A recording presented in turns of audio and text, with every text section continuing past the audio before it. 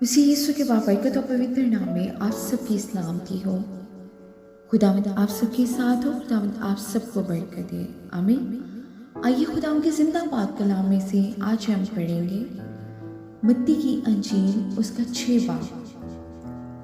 इसलिए फिक्रमंद होकर ये ना कहो कि हम क्या खाएंगे या क्या पिएंगे या क्या पहनेंगे, क्योंकि इन सब चीज़ों की तलाश में गैर कौमें रहती हैं और तुम्हारा आसमानी बाप जानता है कि तुम इन सब चीज़ों के मुताज हो।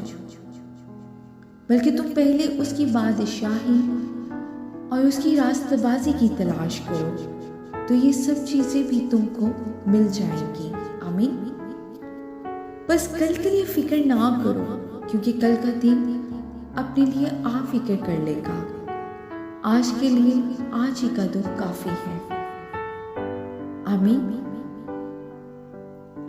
खुदा के जिंदा पाक कलाम के पढ़े और सुने जाने में उसकी बरकत हो। खुदावंद का शुक्र हो।